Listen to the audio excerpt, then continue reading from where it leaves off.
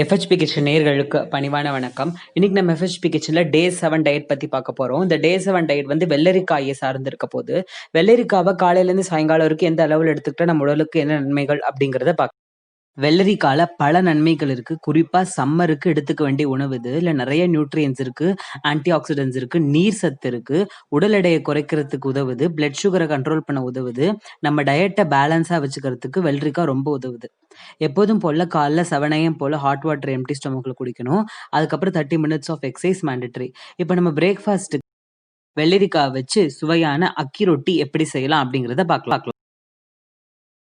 தேவையான இன்க்ரீடியன்ஸ்: அரிசி மாவு 2 கப், அதுக்கப்புறமா நறுக்கின வெங்காயம் 1 கப், கொத்தமல்லி, துருவின வெள்ளரிக்காய், தேவையான அளவு எண்ணெய், ஜீரகம், பொடி பொடியாக நறுக்கிய பச்சை மிளகாய், இஞ்சி, தேங்காய் துருவினது, கேரட், தேவையான அளவு தண்ணி, உப்பு.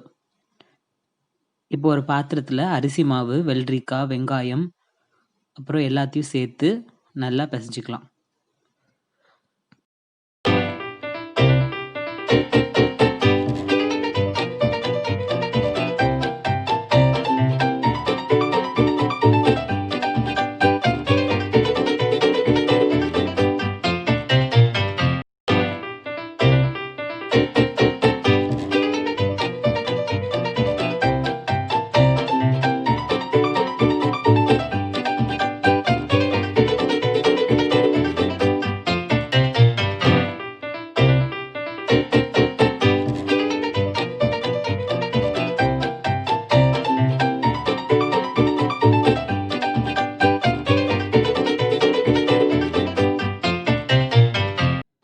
இப்போ இது மாதிரி நல்லா சின்ன சின்ன உருண்டையாக உருட்டிக்கோங்க.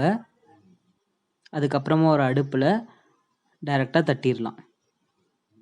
இது உடம்புக்கு ரொம்ப குளிர்ச்சியான உணவு. உடல் எடையை குறைக்கிறதுக்கும், டயாபிட்டிஸ்க்கும், டயட்டில் இருக்கிறவங்களுக்கும் சம்மர் சீசனில் ரொம்ப நல்ல உணவு.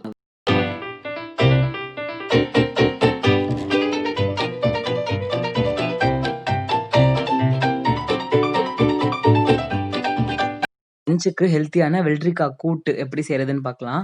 தேவையான இன்க்ரீடியன்ஸ்: நறுக்கின வெள்ளரிக்காய், அதுக்கப்புறமா பாசிப்பருப்பு 1/4 கப், துருவின தேங்காய் 1 கப், பொட்டுக்கடலை 3 வத்த மிளகாய், ஜீரகம், உப்பு, சாம்பார் பொடி, மஞ்சள் பொடி.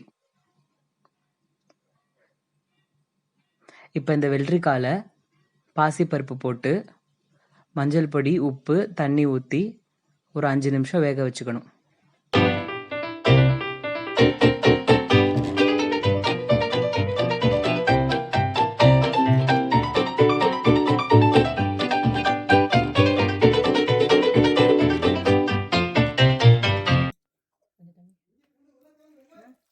இப்போ மிக்சியில் தேங்காய், பொட்டுக்கடலை, வத்த மிளகாய், ஜீரகம் எல்லாம் சேர்த்து நல்லா மைய அரைச்சிக்கணும்.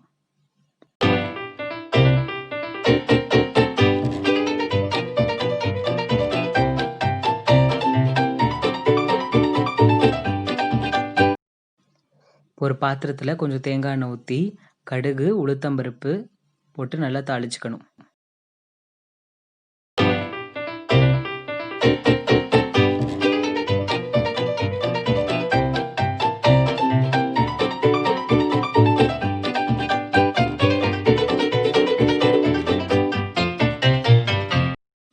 கடுகு, உளுத்தம்பருப்பு தாளிச்சதுக்கு அப்புறமா நம்ம அரைச்சி வச்ச அந்த பேஸ்ட்டு சேர்த்து அதுக்கப்புறம் வேக வச்ச வெள்ளரிக்காவையும் இதில் சேர்த்துடணும். நல்லா ஒரு 5 நிமிஷம் கொதிக்கணும்.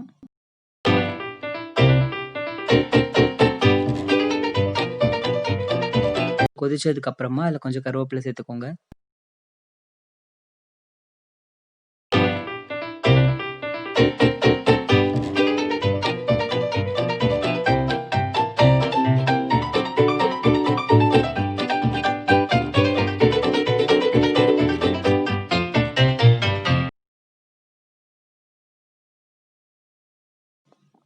சுவையான வெள்ளரிக்காய் கூட்டு ரெடி.